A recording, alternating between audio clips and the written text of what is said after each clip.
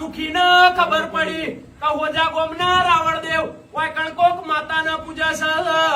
રાવણદેવના જોડે ગોમના મુખી જ્યાં જો તારી માતા તતબળવાળી હોય તો મારા 50 વર્ષ થઈ ગયા મારા દીકરા દીકરી નહીં મારા હવા શેર માટીની ખોટ છે મારા જોડે સંતાન નથી તારી માતા જો કુરમાર હતો